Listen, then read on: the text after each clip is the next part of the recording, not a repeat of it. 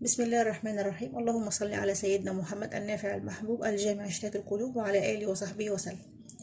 اتعودتوا معايا ان انا بقدم لكم وصفات سهلة وبسيطة عن الطبخ. النهاردة هنغير شوية ونقدم وصفة مش طبخ. الوصفة دي استعملتها عن تجربة مع ولادي ومع جيراني، وبصراحة ابني هو اللي قال لي ان انا اقدمها لكم او ان انا اقول لكم عليها. يمكن يعني تنفع حد منكم ويستفاد منها ويدعي لي دعوة عن ظهر الغيب. والوصفة دي بتعالج كل أنواع البرد، وبتعالج كل أمراض الصدر، وبتعالج نزلات البرد، وبتطرد البلغم. وأهم حاجة فيها إنها بتعالج السعال الديكي. ودي كانت بصراحة كانت ميزة جدا بالنسبة ليا إن ألاقي حاجة طبيعية ما فيهاش أي كيميكال وبتعالج السعال الديكي. والسعال الديكي دي اللي ما يعرفوش اللي هي الكحة الناشفة قوي دي يعني مع الأدوية بتاخد وقت طويل جدا. النهاردة هنعمل ليها علاج بطريقة سهلة وبسيطة بردك ومن غير أي كيميكال. تعالوا نشوف النهاردة وصفتنا عبارة عن إيه. الوصفة بتاعتنا النهاردة عبارة عن بصلتين. طيب أنا أعمل إيه في البصلتين دولت؟ ده اللي إحنا هنشوفه دلوقتي. أنا هجيب البصلتين دولت وأقطعهم شرايح رفيعة خالص بالشكل دوت. وطبعا البصلاية أنا غسلاها أو مقشراها الأول وغسلاها كويس جدا، وهقطعها شرايح بالشكل اللي انت شايفاه دوت.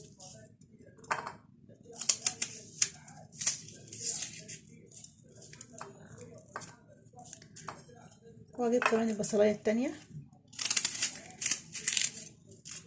وطبعا بقى اي نوع بصل احمر، بصل ابيض، قديم، جديد، مش هتفرق خالص في الوصفه ديت. الوصفه دي قالتها لنا جدتنا او جدتي ام والدي.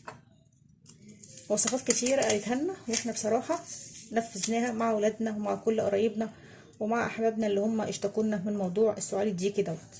طيب انا هعمل ايه دلوقتي؟ همسح ايدي بس ثواني. انا جبت دلوقتي البصلتين اللي انا غسلتهم وقشرتهم وقطعتهم شرايح بالشكل دوت. هبتدي اجيب معلقه سكر كبيره وهرشهم على البصل بالطريقه ديت.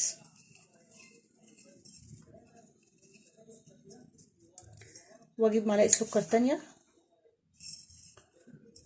وارشها على البصل بالطريقه ديت. تمام كده.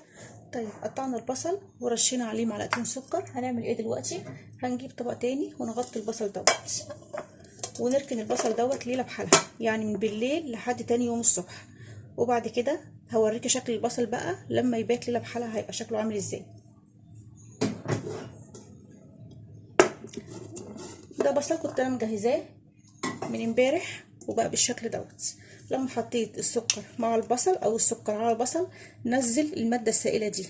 بصي تقريبا كده البصلتين عاملين معلقتين كويسين بالشكل دوت. المادة دي بياخدها مريض السعال الديكي او مريض البرد او مريض النزلات الشعبية او اللي عنده بلغم او اللي عنده اي مشاكل في صدره. هياخد المعلقة دي الصبح على غيار الريق. بصراحة دي بتنضف الصدر جدا وبتخلي المريض يعني كأنه ما كانش عنده اي مشاكل في صدره خالص. وطبعا اهم حاجة في الموضوع دوت ان هو ياخد المعلقتين دولت على غيار الريق الصبح. تمام كده.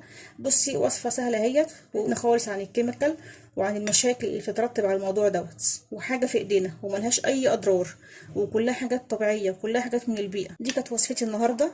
لو نفعت حد فيكم بعد ما يجربها ان شاء الله يا ريت بقى يدعي لي دعوه حلوه. بصي الماده اللي انا قلت لك عليها زي ما انت شايفه. يا رب بس تكوني الكاميرا جايباها اهي. ميه خالص. دي عصاره البصل مع السكر. بس كده. بعيد بقى عن مشاكل الكيميكال والاثار المترتبه على الادويه والحاجات اللي احنا بنشوفها وبنسمع عليها، وخصوصا في الجو البرد اللي احنا فيه دوت.